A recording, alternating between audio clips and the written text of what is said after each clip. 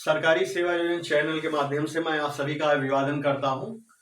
आज जो जगह आई हुई है वो बाल विकास एवं पुष्टाहार विभाग उत्तर प्रदेश सिद्धार्थ नगर से जगह आई हुई है।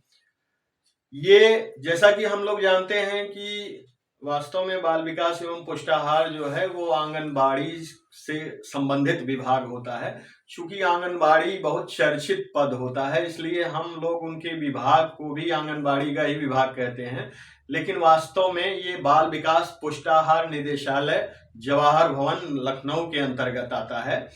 और इनमें जो आज वैकेंसी आई है वो डिस्ट्रिक्ट कोऑर्डिनेटर की आई है, फिर ब्लॉक कोऑर्डिनेटर की आई है, फिर डिस्ट्रिक्ट असिस्टेंट प्रोजेक्ट की आई है।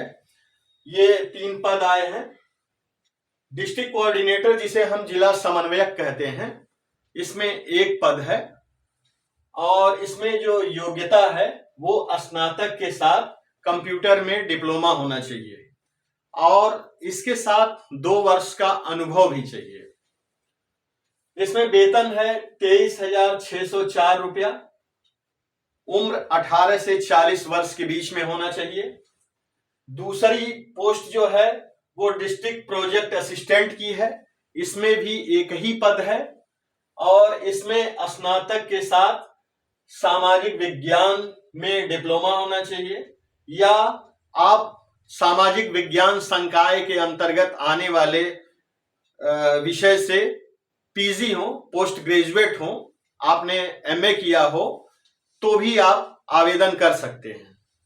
और इसमें एक विकल्प ये भी है कि आप डिप्लोमा किए हो न्यूट्रिशियन में तो भी फॉर्म भर सकते हैं और 2 वर्ष का अनुभव चाहिए।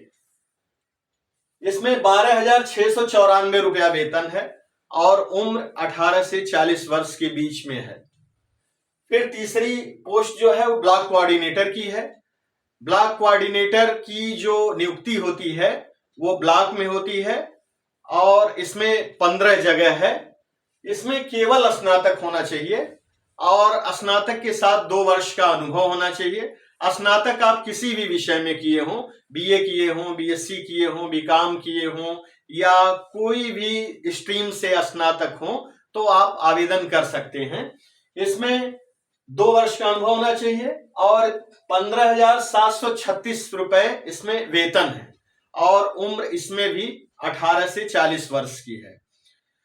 जो इन पदों का उत्तरदायित्व है वो ये है कि जो आंगनवाड़ी होती हैं उनके काम की मॉनिटरिंग करना होता है।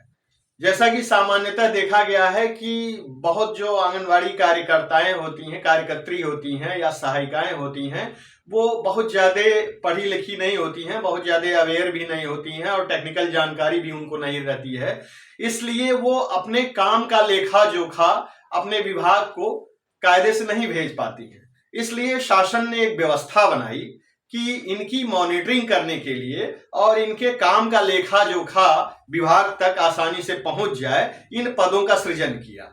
और ये पद देखा जाए तो बहुत जिम्मेदारी वाला पद है, क्योंकि किसी के काम का इवैल्यूएशन करना, मूल्यांकन करना और फिर विभाग को प्रेषित करना ये बहुत छोटी बात नहीं होती है। ये काफी जिम्मेदारी वाला पद है।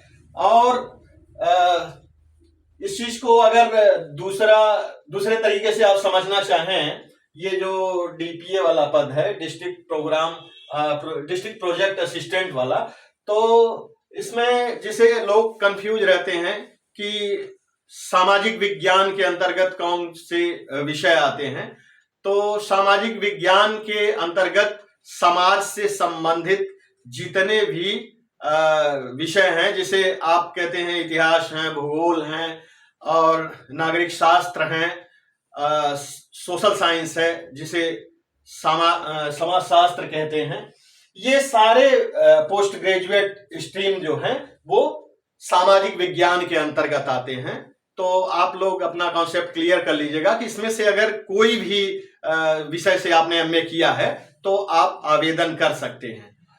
बार बार जो है हम सब्सक्राइब करने के लिए इसलिए कहते हैं चैनल को, क्योंकि आप तक आसानी से हमारी बात पहुंच जाए, क्योंकि ये पद आपके जिले से भी आएगा। आपके आसपास के जिलों से भी आएगा। और कुछ जिलों में तो इनकी भर्ती हो चुकी है और ये लोग अपना काम भी कर रहे हैं, लेकिन अभी कुछ जिले अछूते हैं जो बारी बारी कर से आ रहे हैं। तो अगर चैनल पे हमारे आप बने रहते हैं तो आप आसानी से इन सूचनाओं को हमसे प्राप्त कर सकते हैं। धन्यवाद।